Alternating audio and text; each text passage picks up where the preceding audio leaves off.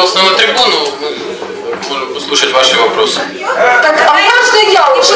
Подождите, депутаты, дайте людям сказать. Как журналист, как визитка в четвертом поколении. Можно задать вопрос? Давайте, одну секунду. Первыми на вопросы записана была депутат Сорокина, потом будете вы. Да, подождите одну минуту, пожалуйста. Спасибо. Регламент есть какой-то или депутаты? Спасибо. За регламент мы голосовали в самом начале нашего мероприятия, вспомните. Спасибо за предоставленное слово. Очень хочется услышать ответы на вопросы. Вы неоднократно говорили о том, что те правоустанавливающие документы, которые предприниматели получили до принятия нового порядка по старому порядку, они являются действительными. Скажите, пожалуйста, в каком конкретном пункте закреплено это положение? Я отвечу на ваш вопрос. В опубликованной редакции действительно этот момент был упущен. Согласно приказу Минрегионстроя, там предусмотрено, что все разрешительные документы, выданные до приобретения в силу нового порядка, имеют свою силу до окончания срока их действия. Такой же момент будет определен и в нашем порядке, и этот вопрос задавал кто-то из предпринимателей еще в середине нашего мероприятия. Мы занесли это в протокол, что этот момент будет отображен в пункте, в каком-то из пунктов правил. Скажите, пожалуйста, как будет звучать этот пункт? То есть, что все разрешительные документы, выданные на понятие чинности данного данного документа, будут действовать до момента окончания их срока действия. То есть все договора, в том числе договора аренды, которые были заключены до принятия нового порядка, они будут действительны? Все те документы, которые были заключены и подписаны в законном порядке, будут действовать до срока их окончания. Очень хочется вообще это норма. Этот момент будет предусмотрен. Эта норма заложена в постанове Минрегионбуда. И вы, если знаете, можно я все-таки скажу один раз, да? И вы, наверное, знаете, что документ высшего порядка, да, определяет события, а низший регуляторный акт не может идти с ним вразрез. Поэтому я думаю, что ваш вопрос, если вы прочитаете 244 наказ, он, в принципе, снимется сам собой. Лилия Александровна, спасибо большое за такой ответ. А теперь я хочу объяснить всем предпринимателям, что их ждет. В ноябре месяце... У нас вопрос. Давайте будем толерантны друг к другу. У вас есть вопросы, давайте уже обсудим вопросы. И вы уже выступали, да. Я хочу сказать... Все уже выступали, уже все устали. Ситуация накаляется, нервы. Давайте посудим по вопросу. Спасибо. Тишина. Прошу, пожалуйста, тишины. Да. Лилия Александровна четко ответила на вопрос. Уважаемые предприниматели, все документы, которые вы получили до ноября 2011 года, то есть до момента принятия приказа Минрегионбуда 244, они действительно будут действительны. А все эти документы, в том числе договора аренды твердого покрытия, которые вы получили после ноября 2011 года, они будут недействительными и будут подлежать демонтажу. Вы только что ответили на этот вопрос. Это не так. Но я хочу сказать... Не надо передергивать ответ на вопрос. Потому что до 21 декабря прошлого года в городе действовали правила установки некапитальных пунктов мелкорозничной торговли, утвержденные решением Горсовета номер 1466 от 24 июля 2007 года. И поэтому все документы, выданные до 21 декабря 2012 года, в соответствии с этими правилами, в том числе и договора аренды твердого покрытия, будут действовать до момента срока их окончания. А вот все, что происходило после 21 декабря 2012 года, действительно было незаконным. И об этом абсолютно правильно нам указал сегодня на это депутат Александр Шеремет. Об этом было информационное сообщение на сайте города. И поэтому все, кто занимался тем, что получал документы после 21 декабря, были предупреждены о том, что эти документы незаконны. Вот ответ на этот вопрос. И, пожалуйста, Татьяна Борисовна, не надо передергивать. Никто не говорил, что уже 1,5 года выдаются незаконные документы. Лилия Александровна сказала о иерархии нормативных документов. Все правильно сказала Лилия Александровна. И эта иерархия будет соблюдена у нас. Но на тот момент, на тот переходный, к сожалению, затянувшийся в городе период, действовали правила 1466. И мы сподобились их отменить, кстати, при вашем противодействии этому. Мы сподобились их отменить только 21 декабря прошлого года. Давайте мы, потому что мы можем обсуждать это долго, мы же юристы, вы же понимаете. Согласно нового порядка, договора на право временного размещения временного сооружения будут заключаться с так называемым коммунальным предприятием. Во-первых, хотелось бы узнать, что это за коммунальное предприятие, то есть это действующее, либо будет какое-то вновь созданное коммунальное предприятие, это первый вопрос.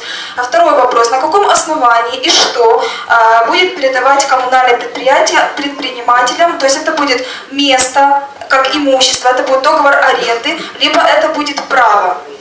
Я отвечу на ваш вопрос. Значит, какое коммунальное предприятие, я не знаю. Это будет определено на заседании городского совета. Когда будут приняты данные правила, будет определено после этого коммунальное предприятие, которое будет заключать соответствующие договора использования мест. Что по сути договоров? Я вам хочу отметить, что это не будут договора аренды так называемого, да, как мы уже привыкли все в городе, аренды твердого покрытия, там, да, это не будет связано с договором аренды земельного участка, это будет договор использования местами.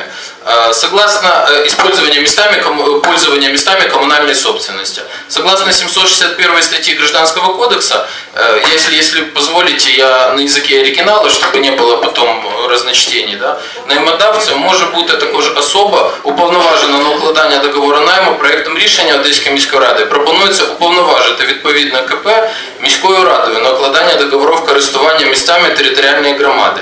Це повною мірою узгоджується з законом України про оренду державного та комунального майна, відповідно до статті 5 якого орендодавцями майна комунальної власності можуть бути також і комунальні підприємства. Такі підприємці вважаються особами уповноваженими власником майна на укладання договорів його оренди. Зазначено також угоджується із приписами статті 60 Закону про місцеве самоврядування в Україні, згідно з якою органи місцевого самоврядування, а іменно міські ради, можуть уповноважувати будь-які виконавчі органи, а також комунальні підприємства розпоряджатися майном комунальної власності. Таким чином, це буде договір користування місцями коммунальной властности территориальной громады места Одессы. Плата за пользование этими местами будет определена соответствующим решением исполкома.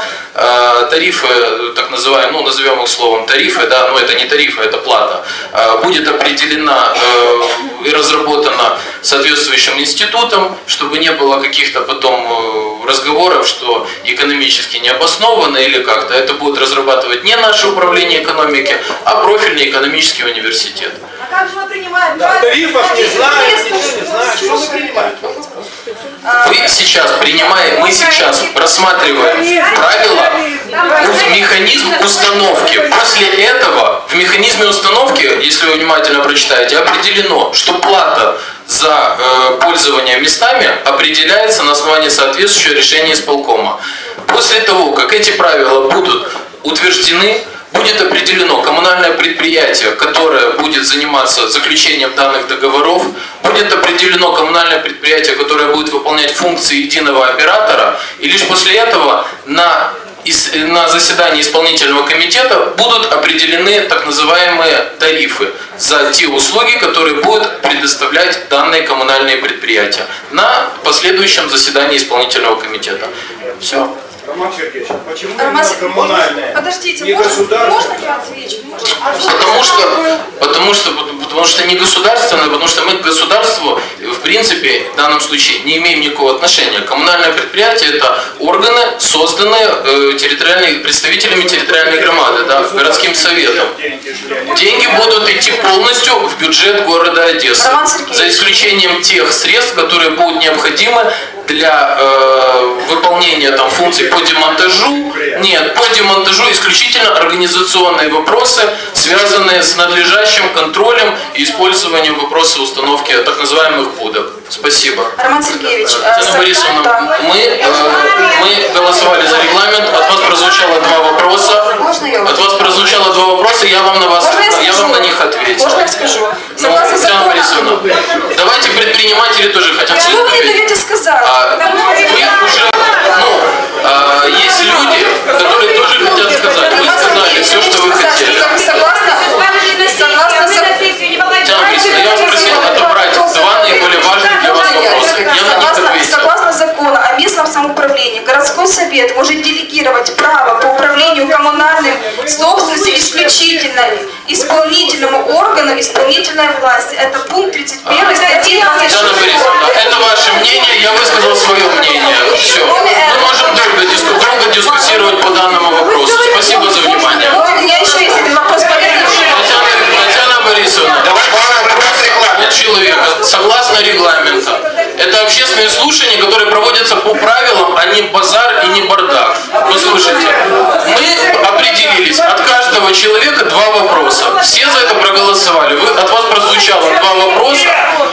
Я не буду делать исключения никому. Если сделаю вам, попросят все остальные, и мы отсюда не уйдем до вечера. Пожалуйста.